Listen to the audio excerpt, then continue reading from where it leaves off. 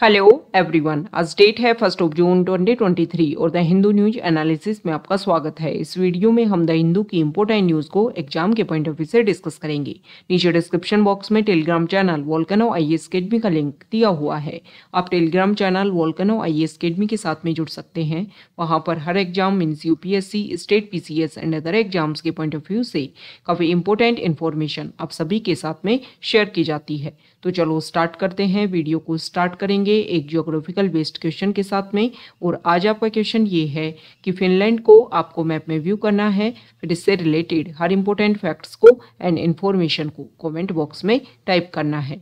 कल हमने आपसे क्वेश्चन पूछा था ताइवान स्टेट को लेकर के। तो ताइवान स्टेट, जिसको फॉर्मोसा स्टेट के नाम से भी जाना जाता है, वो ताइवान स्टेट जो है वो मेनलैंड चाइना को आइलैंड कंट्री ताइवान से सेपरेट करता है। ताइवान स्टेट जो है वो साउथ चाइना सी का पार्ट है, तो ये नॉर्थ पार्ट को ईस्ट चाइना सी से कनेक्ट करता है। अब कुछ टाइम पहले चाइना की जो मिलिट्री है उन्होंने यहाँ पर अपने ड्रिल्स जो हैं वो ऑर्गेनाइज किए, जिसकी वजह से लोकेशन काफ़ी ज़्यादा न्यूज़ में बनी हुई थी। तो ताइवान स्टेट की जो लोकेशन है वो आपको ध्यान में रखना है, और जो भी इंपॉर्टेंट फैक्ट्स हमने डिस्कस किए वो आपको ध्यान में रखने हैं। द हिंदू को डिस्कस करने से पहले हम कुछ इंपॉर्टेंट पॉइंट्स जो है वो डिस्कस कर लेते हैं। देखो, हम यहाँ पर दो इनिशिएटिव के बारे में डिस्कस करेंगे। एक है मेंटोरशिप प्रोग्राम और एक है डिकोडिंग ऑफ न्यूज़पेपर। जो भी स्टूडेंट 2024, 25, 26 यूपीएससी का एग्जाम देने की सोच रहे हैं तो उनके लिए प्रोग्राम जो है काफ़ी ज़्यादा बेनिफिशियल है। सबसे पहले हम मेंटोरशिप प्रोग्राम के इंपॉर्टेंट फीचर्स की अगर हम बात करें तो ये प्रोग्राम जो है वो सीरियस 30 स्टूडेंट्स का एक बैच रहेगा, जिसको प्रद्युमन सर जो है वो अपना गाइडेंस प्रोवाइड करेंगे। और यहाँ पर इंपॉर्टेंट फीचर्स में अगर हम देखें तो आपका जो भी सिलेबस है यूपीएससी का, प्रीलिम्स प्लस में मेंस का इंटीग्रेटेड फॉर्म में यहाँ पर टारगेट ओरिएंटेड स्टडी होगी। देखो, इस बात के ऊपर मैं फोकस करती हूँ, जो भी इंपॉर्टेंट फीचर्स यहाँ पर बताए जाते हैं उसको आप क्लियरली सुनिए। जैसे बहुत सारे कमेंट्स देखने को मिलते हैं कि आप वीडियो कहाँ प्रोवाइड करोगे, जूम पर प्रोवाइड करोगे या फिर यूट्यूब पर प्रोवाइड करोगे। जो फीचर्स यहाँ पर बताए गए हैं वो ही फीचर्स आपको अवेलेबल रहेंगे। ऐसा नहीं है कि फिर आप ज्वाइन करने के बाद बोलो कि आपने ये नहीं प्रोवाइड किया, ये नहीं प्रोवाइड किया। तो ये एक तरीके से जो भी इंपॉर्टेंट बातें बताई जाती हैं उनको गलत तरीके से रिप्रेजेंट करना है। जो बातें हम बता रहे हैं वो ही चीज़ें आपको यहाँ पर प्रोवाइड करवाई जाएंगी। मेंटोरशिप प्रोग्राम में आपको टारगेट दिया जाएगा डेली बेसिस पर, और वो टारगेट आपको अपने लेवल पर कंप्लीट करना है। आप वीडियो देखकर कहीं से कंप्लीट करो, आप बुक पढ़ करके कंप्लीट करो। और साथ ही साथ में आपको डेली बेसिस पर एक क्वेश्चन दिया जाएगा मेंस का, मतलब आपकी प्रीलिम्स की भी तैयारी होगी और साथ ही साथ में मेंस के आंसर राइटिंग की प्रैक्टिस भी यहाँ पर होगी। जो मेंटोर है वो आपको हिंट प्रोवाइड करेंगे क्वेश्चंस को लेकर के कि आप किस तरीके से आपके जो आंसर्स हैं उनको और ज़्यादा एनरिच कर सकते हैं, क्या क्या इंपॉर्टेंट पॉइंट्स इसमें डाल सकते हैं। ओके, टाइम टू टाइम आपका जो टेस्ट है वो यहाँ पर कंडक्ट करवाया जाएगा। 10 मंथ का ये कोर्स है और इसमें टारगेट जो है आपको दे करके आपका कंप्लीट सिलेबस जो है यहाँ पर कवर करवाया जाएगा। और 10 मंथ का ये कोर्स है। इसकी जो फ़ी है वो 8500 रुपीज़ है, और ये जो फ़ी है वो 10 मंथ्स की है, ये आपको ध्यान में रखना है। ओके, तो अगर पर मंथ पर अगर आप डिवाइड करोगे तो अराउंड 700 रुपीज़ जो है इसके देखने को मिलेंगे। ओके, तो 8500 रुपीज़ जो है इसके चार्जेस हैं। और मैंने पहले ही फोकस किया कि वो स्टूडेंट जो सीरियस हैं, जो 10 मंथ्स तक रेगुलर बेसिस पर अपनी स्टडी कर पाएँ, उन्हीं के लिए प्रोग्राम है। ओके, ऐसा नहीं है कि 1 मंथ आपने किया, 1 मंथ फिर आप रेगुलर नहीं करो, फिर आप ब्लेम करो कि जो आपने काम करवाया उसका तो कोई रिजल्ट ही नहीं निकला। अगर हम जिन पॉइंट्स के ऊपर फोकस करते हैं, लास्ट मेंटोरशिप प्रोग्राम के ईयर के अगर हम डिस्कस करें तो हमने कंप्लीट सिलेबस जो है वो उसको फोकस किया है। टाइम टू टाइम हमने स्टूडेंट्स को अवेयर किया है कि किन किन पॉइंट्स के ऊपर आपको फोकस करना है। और भी बहुत सारे वीडियोस हमने यूट्यूब पर डाले, बहुत सारे वीडियोस में हमने फोकस किया कि किस तरीके से आप अपने करंट अफेयर्स को इन सबको रेगुलेट कर सकते हो। सेकंड जो हमारा इनिशिएटिव है वो है डिकोडिंग ऑफ न्यूज़पेपर। देखो, न्यूज़पेपर का काफ़ी ज़्यादा इंपॉर्टेंस है यूपीएससी एग्जाम में, चाहे आप प्रीलिम्स ले लो, चाहे आप मेंस ले लो, और चाहे आप इंटरव्यू बेसिस पर ले लो।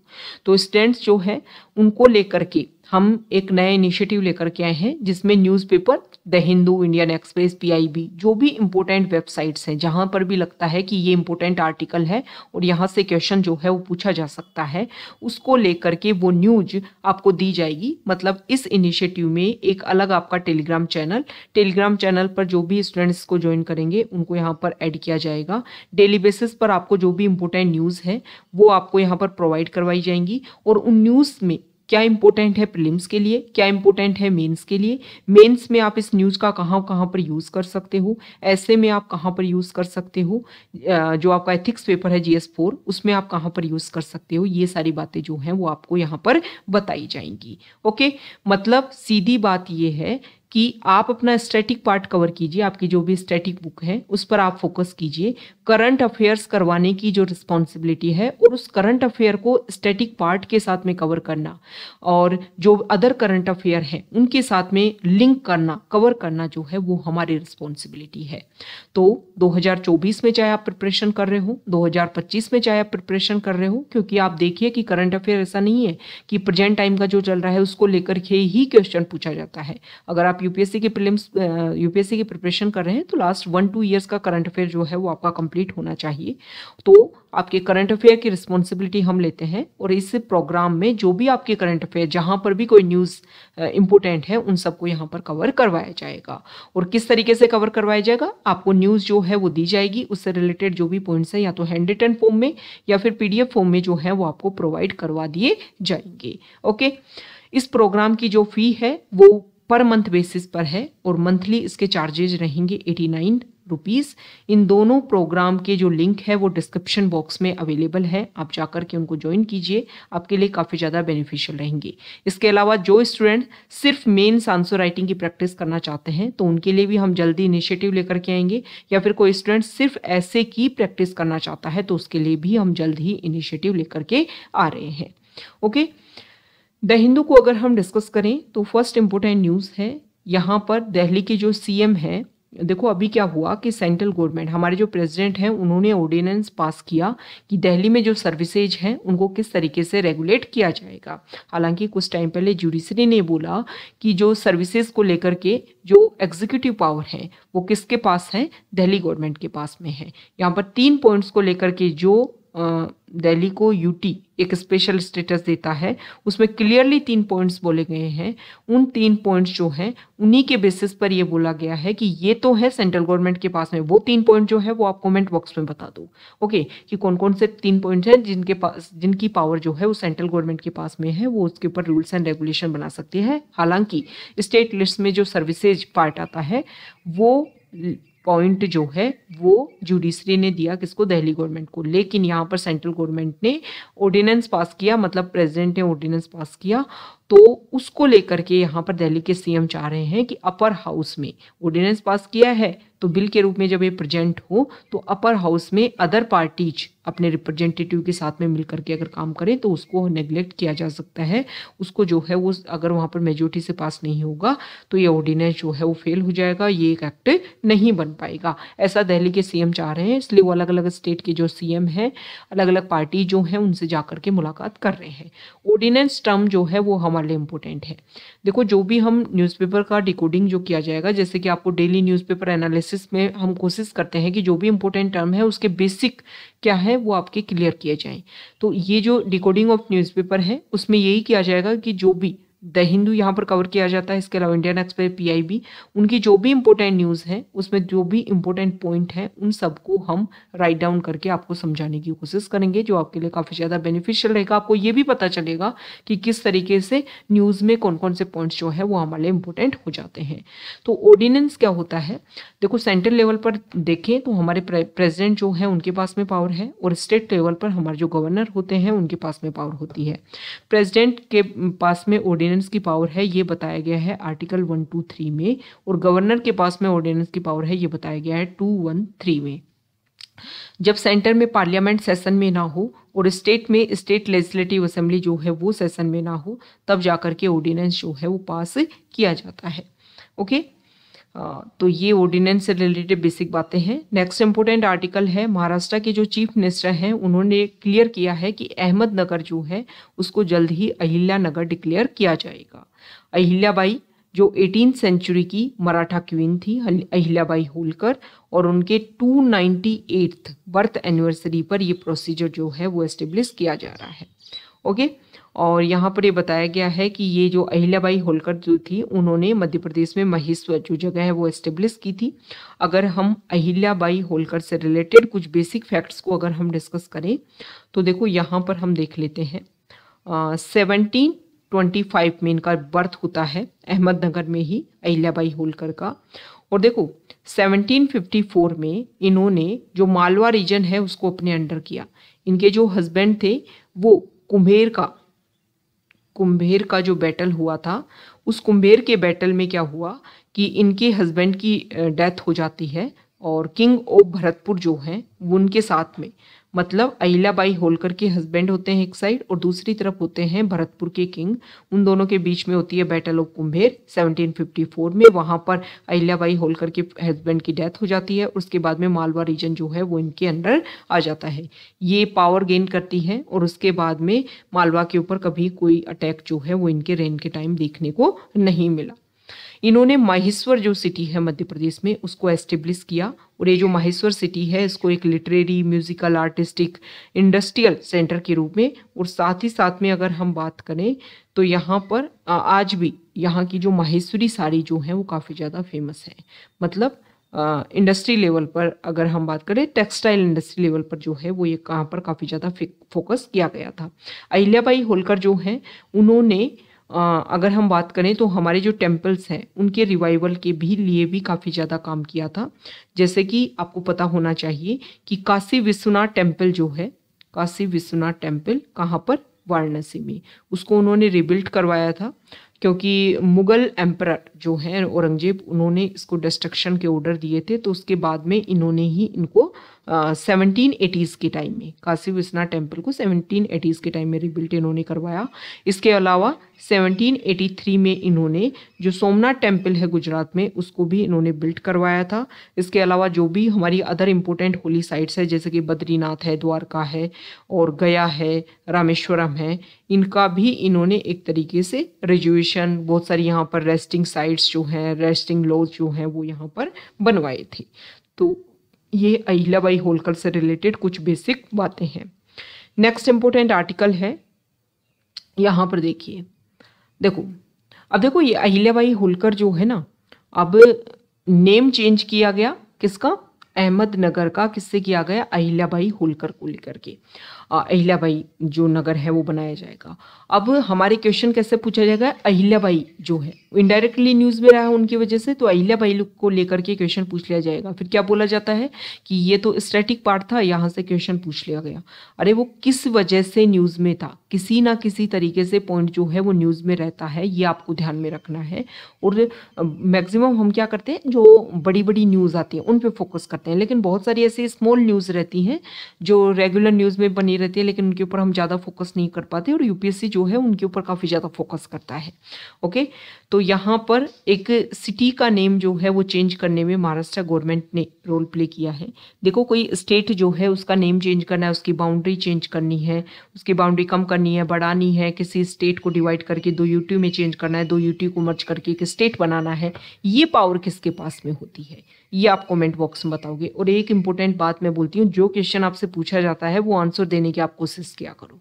ओके, इसीलिए कमेंट बॉक्स जो है ना वो आपके लिए ओपन कर रखा है, तो आप आंसर देने की कोशिश किया करो ताकि आप उन चीज़ों को सर्च करो, आप उनको रिमाइंड करो, और ये जो भी पॉइंट्स आपको बताए जाते हैं उनके लिए आप बार बार देखो, एक बात के ऊपर हम फोकस कर रहे हैं।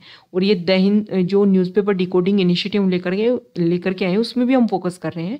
स्टूडेंट जो हैं वो अपनी एक डायरी मेंटेन करें, उसमें जो भी इंपॉर्टेंट फैक्ट आपको बताए जाएंगे वो आप वहाँ पर लिखोगे, टाइम टू टाइम को रिवाइज करोगे, क्योंकि प्रीलिम्स जो है वो आप मानो या ना मानो फैक्ट्स का गेम है। फैक्ट्स आपके याद होंगे तो आप आंसर्स को जो है वो सही टिक कर पाओगे, और उन फैक्ट्स का फिर आप, ऐसा नहीं है कि मेंस में आपका कोई यूज़ नहीं है, मेंस में भी आप उन डाटाज का जो है वो यूज कर सकते हो। ओके, तो नेक्स्ट जो आर्टिकल है, आप सभी को पता है कि नॉर्थ ईस्ट में जो मणिपुर स्टेट है वहाँ पर कुकी कम्युनिटी, मैतेई कम्युनिटी, इनके बीच में काफ़ी इशू देखने को मिल रहा है। हमारे जो यूनियन होम मिनिस्टर जो हैं वो यहाँ की विजिट पर हैं, तो यहाँ पर कुकी कम्युनिटी के लोगों ने बोला है कि देखो हम मणिपुर का जो एयरपोर्ट एरिया है वहाँ को हम यूज़ नहीं करेंगे, आप हिली रीजन को डायरेक्टली एयर कनेक्टिविटी दीजिए। तो हमारे यूनियन होम मिनिस्टर ने बोला है कि बिल्कुल जो भी हिली एरियाज़ हैं उनको एयर कनेक्टिविटी दी जाएगी डायरेक्ट टू आइजोल और गुवाहाटी के लिए, ताकि आप अपने नेबरिंग स्टेट्स का यूज़ करते हुए जो है, मतलब मिजोरम और असम का यूज़ करते जो है वो यहाँ से निकल पाओ। ओके, और यहाँ पर बताया गया है कि देखो जो मणिपुर स्टेट का मोरे एरिया है, साथ ही साथ में यहाँ देखिए चूड़ा चंद्रपुर जो एरिया है ना, यहाँ पर इशू जो है वो ज़्यादा देखने को मिल रहा है। तो यहाँ पर हम मैप को डिस्कस करेंगे कि किस तरीके से कहाँ पर। तो यहाँ पर ये हमारा नॉर्थ ईस्ट है, आप सभी को पता है कि ये मणिपुर स्टेट है। मणिपुर की यहाँ पर है इम्फाल इनकी कैपिटल। बात की गई है कि कहाँ से एयर कनेक्टिविटी दी जाएगी, एक तो गुवाहाटी से दी जाएगी असम में, और एक मिजोरम में आइजोल से दी जाएगी। तो आप देखिए बहुत बार मैप में क्या कर दिया जाएगा, ये पॉइंट आपको दे दिए जाएंगे, ओके, या फिर ऐसे दे दिया जाएगा क्वेश्चन जो है, इनको ईस्ट टू वेस्ट जो है वो सेटल करो या वेस्ट टू ईस्ट सेटल करो। तो आपको पता होना चाहिए, अगर आप वेस्ट टू ईस्ट जाओगे तो सबसे पहले आएगा गुवाहाटी, फिर आएगा आइजोल, फिर आएगा इम्फाल, ओके, और उससे भी आएगा कोहिमा जो नागालैंड की कैपिटल है। देखो अरुणाचल प्रदेश लास्ट पॉइंट तक जा रहा है, लेकिन उसकी कैपिटल ईटानगर जो है ना वो काफ़ी पहले आ जाती है, ओके। या फिर नॉर्थ टू साउथ भी किया जा सकता है कि इस तरीके से यहाँ से यहाँ पर। तो आपको जो है ना लोकेशन पता होना चाहिए। दूसरा हमने एक वर्ड देखा कि मोरे कहाँ है, तो इंडिया और म्यांमार की जो बॉर्डर एरिया है वहाँ पर लोकेटेड है मणिपुर स्टेट में मोरे, ये आपको ध्यान में रखना है, ओके, बॉर्डर एरियाज पर लोकेटेड है। नेक्स्ट जो आर्टिकल है वो हमारी इकोनॉमी से रिलेटेड है, और 2022-23 के लास्ट क्वार्टर का जो एक तरीके से डाटा है जीडीपी के, जीवीए के, वो आ गए हैं। तो यहाँ पर बताया गया है कि 2022-23 का जो लास्ट क्वार्टर है उसमें जीडीपी जो है वो 6.1% तक एक्सपेंड हुई है, ओके। अब देखो जीडीपी होता क्या है, जीडीपी ये होता है कि गुड्स और सर्विसेज में जो भी फाइनल प्रोडक्ट है उसकी जो मॉनेटरी वैल्यू होती है, उसकी जो मॉनेटरी मेजरमेंट होता है, उसको हम जीडीपी से मेजर करते हैं। आप कमेंट बॉक्स में बताओगे कि व्हाट इज जीवे। यहाँ पर बताया गया है कि जो 8 कोर सेक्टर है हमारी इकोनॉमी के, वहाँ पर ग्रोथ जो है ओवरऑल देखने को मिली है। हालांकि इसके अलावा जो अदर पॉइंट्स हैं जैसे कि फार्मिंग, इन सब में जो है वहाँ पर भी हायर रिकॉर्डेड ग्रोथ जो है वो देखने को मिली है। तो 8 कोर सेक्टर्स कौन कौन से हैं ये कमेंट बॉक्स में बताओगे, एंड व्हाट इज जीवीए ये भी आप कमेंट बॉक्स में बताओगे। नेक्स्ट इंपॉर्टेंट आर्टिकल है साउथ पेज पर, और साउथ पेज पर हम डिस्कस करेंगे। तो यहाँ पर देखो 2 हाई कोर्ट जो है उन्होंने बोला है, कर्नाटका हाई कोर्ट ने, कि हमारी जो सेंट्रल गवर्नमेंट है वो आईपीसी में चेंज करे। आईपीसी क्या है, इंडियन पीनल कोड। आईपीसी अलग है, आईपीसीसी अलग है, ठीक है। आईपीसीसी क्या है, inter governmental panel on climate change, okay, जो टाइम टू टाइम अपनी असेसमेंट रिपोर्ट जो है वो रिलीज करती रहती है, जिसके बारे में जिससे हमें पता चलता है कि हमारा एनवायरनमेंट जो है वो किस तरीके से चेंज हो रहा है, ओके।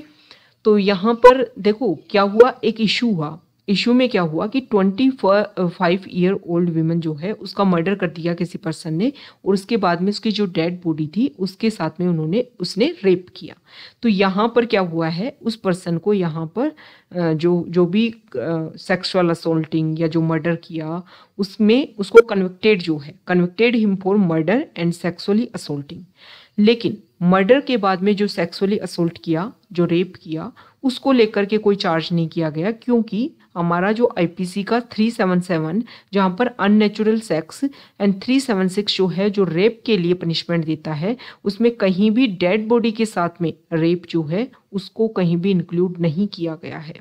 तो ये जो डिजीज़ देखने को मिलती है ये डेड बॉडी के साथ में जो सेक्सुअल एक्टिविटी करने की, इसको बोलते हैं नेक्रोफिलिया। तो हाईकोर्ट ने बोला है कि हमारे जो लॉ हैं उनको चेंज करने की ज़रूरत है, और नेक्रोफिलिया जो है उसको भी एज एन ऑफेंस जो है वो इसमें इंक्लूड किया जाए, ओके। और यहाँ पर बताया गया है कि देखो इस तरीके के इशू जो है ना वो बहुत सारी प्राइवेट और गवर्नमेंट हॉस्पिटल की जो मोर्चरी होती हैं जहाँ पर डेड बॉडी को रखा जाता है वहाँ पर भी इस तरीके के इशू देखने को मिलते हैं। तो गाइडलाइंस ये हैं कि मोर्चरी जो है उसको मॉनिटरिंग करने के लिए वहाँ पर सीसीटीवी कैमराज रखे जाएं, जो भी पोस्टमार्टम एरिया होता है उसको सभी के लिए अवेलेबल ना करवाया जाए कि वहाँ पर हर कोई जो है वो एंट्री कर सके।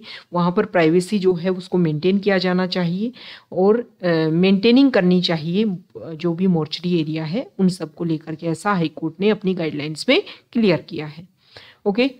नेक्स्ट आर्टिकल जो है वो एडिटोरियल पेज पर है, और यहाँ पर की गई है बायोडाइवर्सिटी की बात।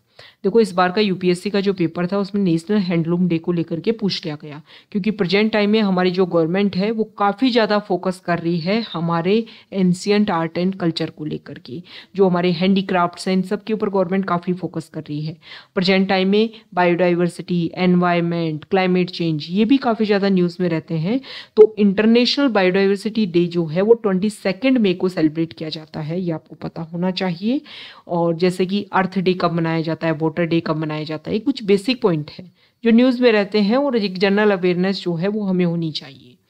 और देखो क्वेश्चन जो है वो कैसे उठते हैं, ये आपको कैसे समझ में आएगा, ये आपको समझ में आएगा कि आप जो आपका पेपर है ना, यूपीएससी का पेपर आपने दिया होगा और नहीं भी दिया है तो आपने ये देखा होगा कि हमने चैनल पर भी शेयर किया, आप जाकर के देखो, आपको पता चलेगा कि क्वेश्चन जो है वो किस तरीके से उठते हैं। इससे आप जब स्टडी करोगे ना तो आप में एक बहुत अच्छी अवेयरनेस जो है वो उसको लेकर के क्रिएट होगी। ओके, तो जो न्यूज़पेपर हमने शेयर कर रखा है उसको जाकर के आप एक बार व्यू करो तो आपको पता चलेगा कि अच्छा इस तरीके से क्वेश्चन भी पूछे जाते हैं। तब जब भी आप कोई नई चीज़ स्टडी करोगे तो उसको उसी पॉइंट ऑफ व्यू से जो है ना वो आप स्टडी करने की फिर कोशिश करोगे। ओके, तो बायोडाइवर्सिटी डे जो है वो 22 मई को सेलिब्रेट किया जाता है, ये आपको पता होना चाहिए। अब यहाँ पर जो राइटर है वो राइटर ने एक बात बोली है कि बायोडाइवर्सिटी प्रेजेंट टाइम में काफ़ी ज़्यादा इफेक्ट हो रही है। किस तरीके से इफेक्ट हो रही है ये तो डेली बेसिस पर न्यूज़ में बना ही रहता है। राइटर ने बोला है कि बायोडाइवर्सिटी क्या है, biodiversity is us and we are biodiversity. हम सबसे मिलकर के ही तो है ना, हर चीज़ सेपरेट नहीं है। यहाँ पर हमने ये चीज़ सीखी है कि हर चीज़ जो है वो एक दूसरे से यहाँ पर इंटरकनेक्टेड है।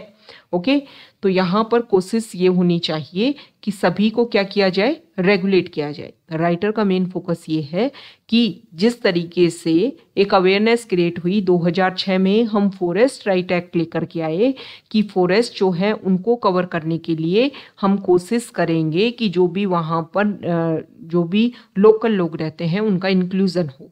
तो राइटर ने इसी बात के ऊपर फोकस किया है कि हम अपने को सेंटर पर रखेंगे तो बायोडाइवर्सिटी को हम काफ़ी अच्छे से प्रोटेक्ट कर सकते हैं।